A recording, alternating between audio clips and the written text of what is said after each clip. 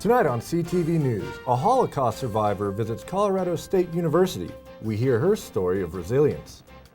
Then, large fire breaks out north of campus last night. Then we have developments from the Hughes Stadium redevelopment plan.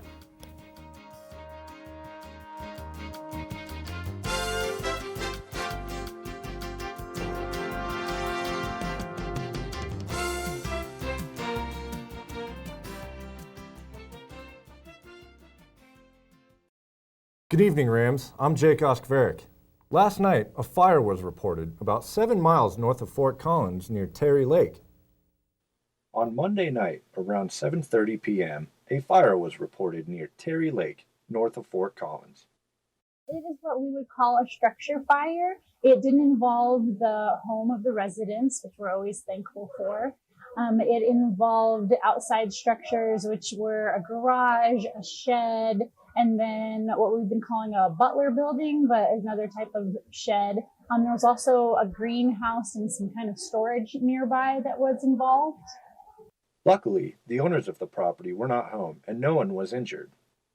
There was reports from this morning that a kitten was found that may have been a casualty or from the fire, but we don't know for sure. And yesterday or last night, there was a cat that actually came out of the garage that was okay and actually received some care from a firefighter and UC Health people, so that's great. Damages from the fire totaled around $140,000. The cause is currently under investigation. For more information on the fire, visit www.pooter-fire.org. Rent is at an all-time high in Fort Collins, and especially around campus. City Council's vote tonight on the zoning of the Hughes area could have an impact on the future of prices in Fort Collins. Council's last vote of 4-3 decided the Hughes area would be half low-density housing and half high-density housing. City Council's second vote will finalize their zoning plan. The area is currently set to hold between 302 and 478 homes. Cameron Gloss is the city's long-range planning manager. He said in an interview with the Coloradan that the site could possibly hold up to a little over 1,000 homes if they're certified as affordable. I think any relegation of just one set stereotype of house of like affordable housing kind of creates a ghetto that doesn't really set well with like how society should be set and all like those negative effects that causes. The uncertainty comes from Lennar Homes' lack of commitment to affordable housing. But the current projection of 302 to 478 homes comes nowhere near the 500 to 600 homes that Lennar wants. If the housing is higher density as the majority of City Council members currently want, that means the prices of new homes will be cheaper and easier to obtain for students and low-income families. The future of the site has many students talking about housing affordability and rent costs. But I think lower cost housing with a higher density is going to have to be the way Fort Collins goes.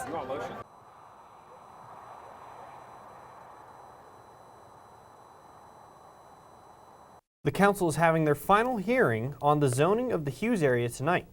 For more information on the Hughes development, you can go to ourcity.fcgov.com. Local brewery and longtime Fort Collins hotspot, New Belgium, has been sold to a global brewing company with ties to Japan and New Zealand in an all-cash transaction. Lion Little Beverages acquired 100% of the company and its operations. Little Lion is the beverage branch of Japanese food giant Kirin. The price of the sale was not disclosed by either company. However, there will be a $100,000 retirement buyout for 300 employees. New Belgium opened in Fort Collins in 1991 and since has grown into one of the nation's largest breweries. Last week on CTV News, we reported the story of a fatal shooting involving a homicide victim and the Loveland police. The victim of the homicide was identified as 60-year-old Samuel Harding. He was found dead in a garage around 8:30 in the evening of November 11th. Police encountered the suspect in the home where Harding was found. Now identified as 59-year-old Tammy Pierce, she disobeyed several commands and fired shots at officers before she was killed in the return fire. One officer was taken to the hospital with minor injuries. This past weekend, a 72-year-old woman was taken to the hospital after being hit by a train in Old Town Fort Collins. The accident occurred near the intersection of Mason and Mulberry at 3:07 in the afternoon Friday and halted traffic and buses as investigators were on the scene. The pedestrian attempted to cross over the train while it was stopped, and it began moving while she was still on it. She was transported to Medical Center of the Rockies with serious injuries and remains there receiving treatment. In a year with a park opening and more developments planned for future parks, the city's Parks and Recreation Development received national recognition for its services and programming. The Commission for Accreditation of Park and Recreation Agencies gave the recognition for the high standards met by the parks and facilities in Fort Collins. CAPRA serves as an organization to measure the quality of the organization and their operations for accredited parks. There are currently over 176 accredited parks departments across the country. The city of Fort Collins has seen a large increase in the amount of outdoor and feral cats in the city. The city issued a reminder that outdoor cats, like dogs, need to be restrained in public spaces or a fine can be issued. Although the law applies within the city of Fort Collins limits, the same rule does not apply to the greater Larimer County area. According to a statistic, 20% of the registered pets in the county are cats. Taylor Starr, a spokesperson for the Larimer County Humane Society, said this about the difference in the county and city rules. You have so many more people, so many more dangers animals can face in the actual city versus unincorporated Larimer County. Weekend controversy occurred between one of Denver's most popular conservative talk shows and its 710 KNUS radio station following the show's host, Craig Silverman's controversial comments over the president. During his show, Silverman accused the president of being a bully, among other things. Following this, the show was interrupted by network news, after which Silverman informed people via Twitter he had been cut off his podcast and they were removed from the network. The station has since responded, saying that Silverman's show had not been removed from the network and they supported the freedom for hosts to share their opinion. Silverman served as an attorney for the city of Denver before moving into talk radio. Last night, students, faculty, and dignitaries gathered in the Laurie Student Center to recognize Holocaust Awareness Week. Our entertainment anchor, Janae Hancock, joins us with more from last night. Janae, what was that event like? It was so moving, and I've always been fascinated by Holocaust survivor stories, but something about Eva Schloss's story really stood out to me. Check it out. The stepsister of Anne Frank and the Holocaust survivor, Mrs. Eva Schloss, joined CSU in celebrating Holocaust Awareness Week. No, I'm not ready to die.